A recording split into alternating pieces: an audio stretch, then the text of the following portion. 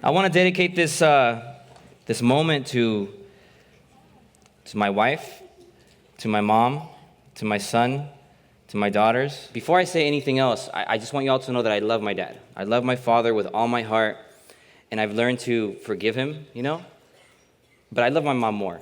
I just love my mom more. That's all. I've always been a mama's boy, And I was very blessed to have been given a second chance with the mother of my kids, and we got married. We have another baby now, which is awesome, and he's a great kid. He's really heavy, and he hurt my back. But, these past couple of years, a lot of people ask me all the time, Jorge, why did you name the channel Realitychangers? So I want to take you guys back to a moment when I was 4 years old, okay? I used to live in East LA, Nela, they call it Northeast LA, Highland Park. And at that time, it was a very rough neighborhood. I mean, right now, if you go there, there's like hipsters everywhere. There's mustaches everywhere. I used to live right next to the 110 freeway, one of the oldest freeways in the country. And I used to walk by myself at 4 years old, by myself to a park, because I couldn't stand being home. My mom and dad were always fighting, and mostly my dad. He was a big-time alcoholic, drug addict. He was just well known in the neighborhood. They used to call him El Chato, and he was very respected. He knew how to fight. So I felt safe in a really rough neighborhood, but I didn't feel safe at home. It was dark. It just felt, it's like a black hole. And so I would run away to a park, and I would come back when the sun sets.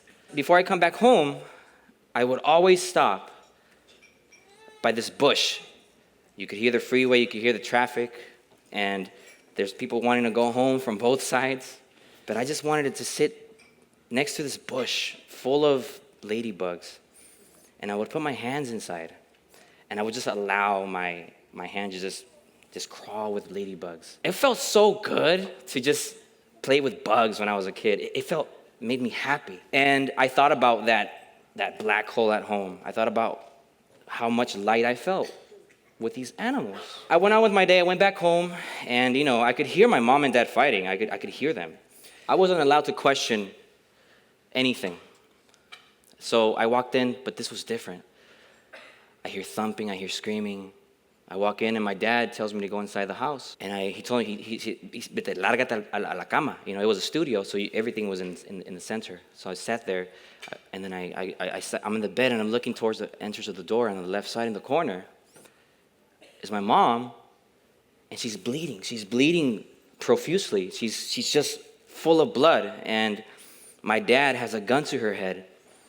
And this is really hard for me to talk about because it's almost like I'm opening my wound again. I just sat there. I just sat there looking, But I wasn't scared. At age 4, some of you were probably playing outside with your friends, but to me, I didn't question my dad. I've never questioned him, Why? Because I thought it was the right thing to do. He used to teach me that's how you're supposed to control women. That's how you're supposed to treat women, para que no se vayan, para que las controles, porque tienes que ser cabrón. That's what he used to tell me. So why would I question my dad at that age, But something changed that moment.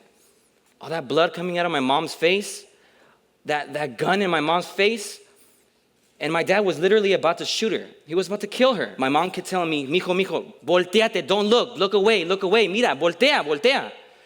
And my dad decided to put his gun down, Years later, the way that I loved people, the way that I made friends, the way that I loved my wife when we became teen parents, the way that I loved myself was different. I had to build a wall and not let anybody in.